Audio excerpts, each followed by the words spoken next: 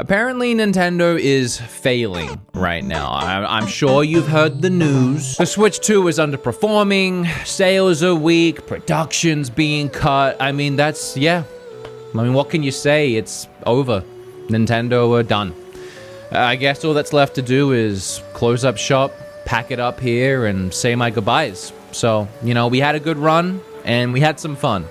But, Nintendo it's done. Or is it? I've been seeing a lot of misinformation flying around lately. In fact, it's not so much misinformation as information that's being misrepresented, and it's starting to actually confuse people. So I'm gonna try and step in here and see if I can't clear a few things up. In part because I think it would be a good conversation to have, but also because I've seen people trying to rope me into all of the doom and gloom stuff, saying that I'm trying to clickbait on Nintendo's failure, which I can only assume comes from this one video that I made, which I've made a bunch of jokes about since then, how the internet and Reddit and Twitter ran wild with it, because in this video I said that I was a little bored and just didn't really know what to play or talk about for like a month. That was enough, apparently. I don't know why that would make anybody think that I think Nintendo is collapsing, Like, somehow me not loving Metroid Prime 4 means the 136-year-old gaming company is going kaput. I think they'll be just fine without me. So yeah, I just want to make it clear what I actually think and feel, and also what the reality of the situation with Nintendo is. I do want to say before we start this though, that all the numbers and statistics and everything I'm about to bring up doesn't magically fix everything. Like, the Switch 2 might be seeing a price increase at some point this year, which is legitimately something to be worried about. There are real issues in the gaming industry right now. Games are getting more expensive, consoles are getting more expensive, gaming companies, yes, that includes Nintendo, are not shying away from practices that are quite predatory. That stuff is all very real, and it's all conversations that should be had, and it's conversations that I have had on this very channel, because I fully believe we should be able to be critical of companies, even companies that we love. And I know that might get confusing for some people, one week I'm criticizing Nintendo, and then the next week I'm in love with Pacopia. But those things aren't mutually exclusive, I can love and enjoy the Switch 2 and also think it's ridiculous to charge $20 for a button. So, to clarify, all we're talking about today is simply the idea that Nintendo is struggling right now, because it's just not true. In fact, they're doing better than ever. Thanks, me. So I'm at the table with two colorful fun boxes. You know what that means? That's right, Tokyo Treat and Sakurako. So every month is a different theme, and this month Sakurako takes you to Hiroshima, where nature, culture, and history come together. You'll find a Satoshi lemon cookie, a Koyoho grape chocolate crunch. Got a big old bag of what looks like some kind of rice crackers. I have no idea what that is, but it is good, and there's such a satisfying crunch to it. These snacks are designed to be savored slowly, whether alone or with loved ones. And you can pair them with this month's Sakurako tea selection. Mine is the Chiran green tea, and it pairs really well with many of these snacks. And as always, you get a handy little booklet, which gives you all your dietary information, as well as what every snack is and the ingredients in the snacks. I'm gonna start eating things. I love these little mini pancakes, these 2 stacked mini pancakes with something inside. It's always something different. I don't know what it is, but it's great. Oh, I'm so hungry right now. This is a bad idea. I just demolished that whole thing. I don't think I even got B-roll of that. You're just gonna have to imagine it. I just ate it. Okay, let's take a look at the dishware. Oh, it's a cute, that's like the night sky. That's adorable. A little plate. So if you want to experience the essence of the Hiroshima region's rich culture and heritage, or if you've just been missing Japan, click the link in the description box below and use my code BeatEmUps to get $5 off your first box. Thank you to Sakurako for sponsoring this video. You might be wondering what's in this box. Me too. So I'm gonna look in it really quickly. Bam! Oh my gosh. The big Kit Kat Gold. Oh my gold. This is like one of the best Tokyo treat boxes I've had in a while. Links down below. If you've been anywhere on the internet lately, Twitter, Reddit, YouTube comments, you might have seen this narrative forming that Nintendo is struggling right now. You've most likely seen headlines like Nintendo is cutting production by 30%, or that the Nintendo Switch 2 sales are slowing down, that the momentum is over. And yeah, on the surface, all of this looks and sounds really bad. You know, if you just read the headline and then move on. And that, unfortunately, is the problem, because people are just reading the headlines and moving on, but they're not looking at the whole situation. These are just headlines, and they don't tell the whole story. Let's zoom out for literally just 2 seconds. The Nintendo Switch 2 is the fastest selling console of all time. Right? Not like it's selling pretty good. Not like, oh, that was a solid launch. No, it is the fastest selling console of all time. If I say it in a fun voice, does it hit harder? From June to December, it sold 17 million units. That's insane.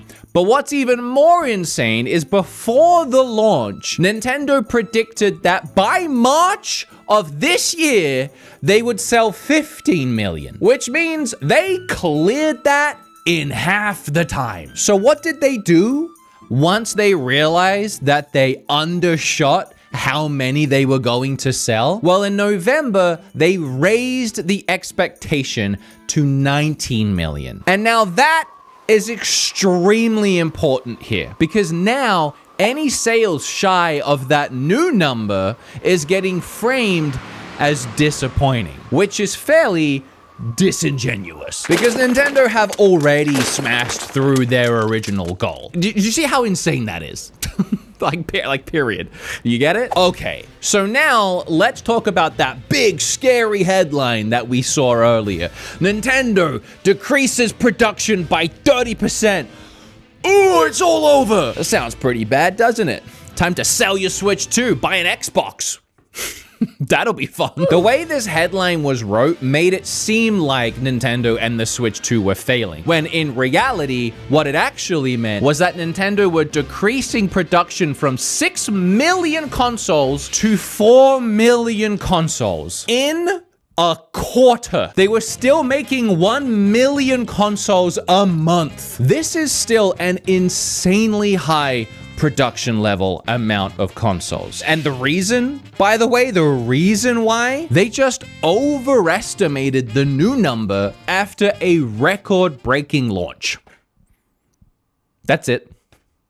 That's the whole story. The story isn't that the console is failing. It's quite literally that Nintendo made too many of the console because it was selling too well. That's a very different headline, and that's why you didn't see that headline. And that's how headlines work in 2026, how it's worked in a long time. I mean, they take something that could be positive and they frame it to make it sound negative while it's still technically true. Here's another example. I was scrolling Instagram the other day, and I saw that one of my favorite shows had been canceled. Or so I thought, because the headline read, "Shrinking abandons original plan with season 4 renewal." And now that sucked, because I was like, I would have loved a season 4. I was really getting into the show. I wanted more Harrison Ford and Jason Segel. I'm not making this up. If you take another look at that article, there is a tiny little text at the top there that explains that the show originally was only meant to be 3 seasons, and they abandoned that idea to make a 4th. Like, screw you. I mean, like, genuinely, I mean, well played. You got me, but screw you. This is the exact same situation. It sounds negative, but in reality, everything is fine. Everything is completely fine. Okay, now that we attempted to put out that Switch 2 fire, can we talk about the Switch 1 even? Because the Switch 1 is still on fire, but in a good way. That was confusing. The Switch 1's doing very well. It's in its 9th year, and it sold 3.25 million units in 2026. In year 9, it's still selling like a top-tier console. And over the Switch 1's lifetime, it sold, and are you ready for this? 1.5 billion games. That is a whole quarter of Nintendo's entire history in gaming in one console. Yeah, it's over, guys. I don't know what to tell you.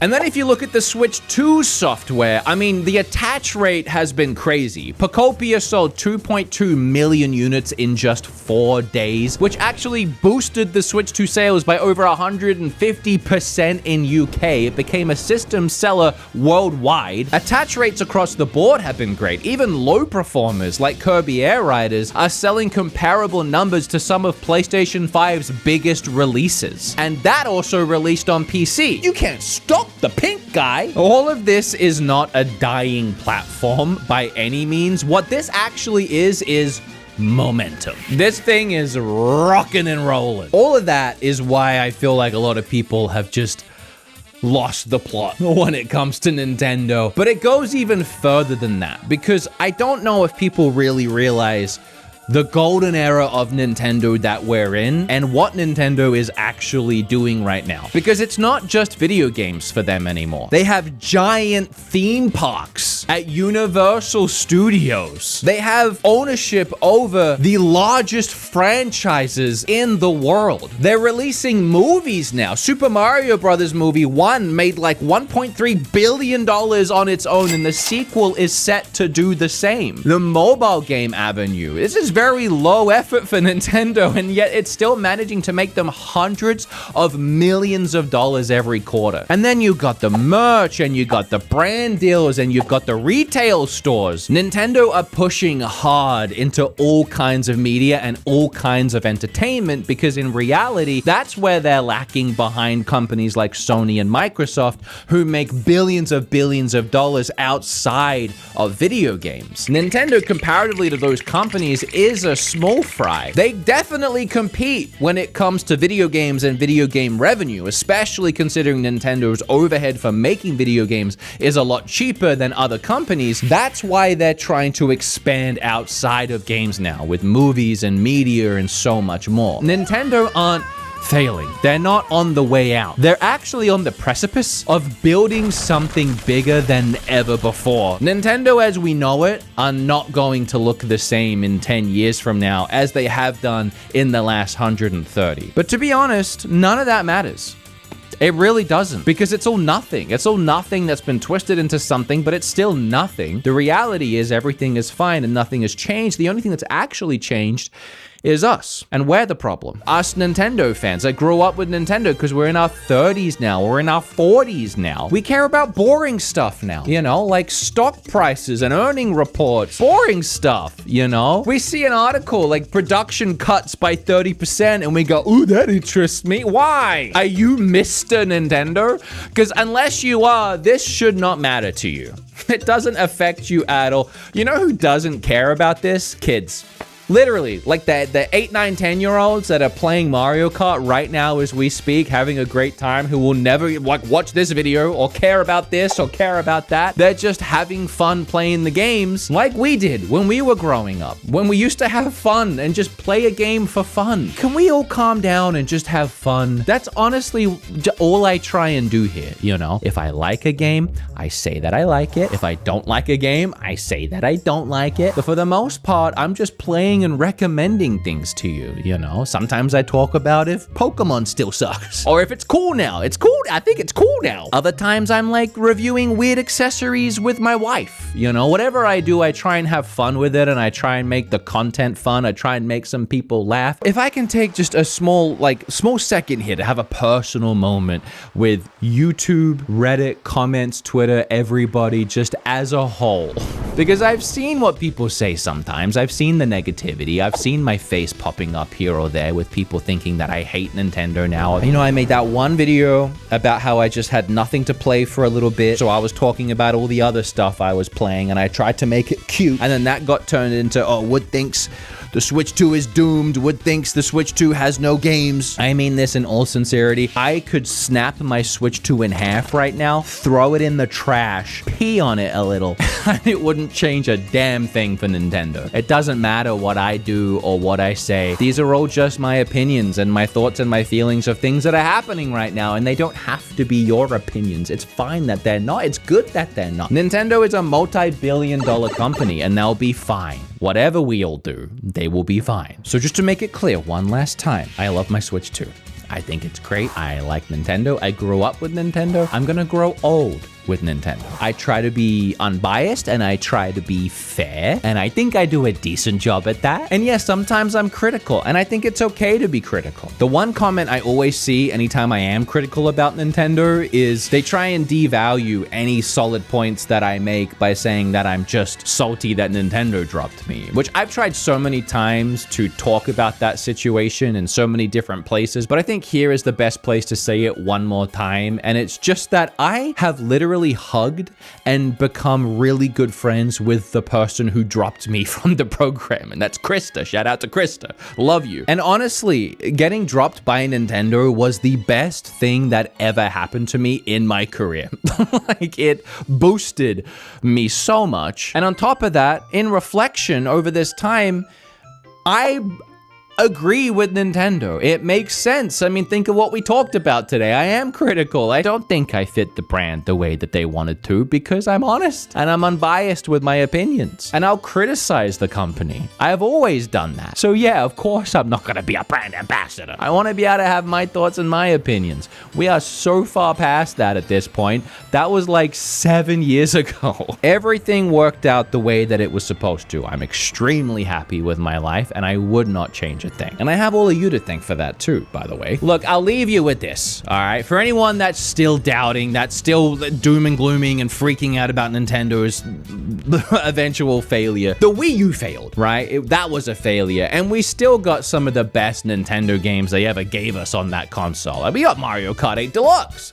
Well, without the deluxe. So even if the Switch 2 failed, we can still expect to get the Nintendo level quality from it, so we're good. Besides the point, it's already outsold the Wii U, so it's already not a failure. And even Nintendo just unlocked the Switch 2 to be able to play all of the Switch 1's like 12,000 game library better in handheld mode. So we have content for literally years. We are fine. So do yourself a favor and go find a good one.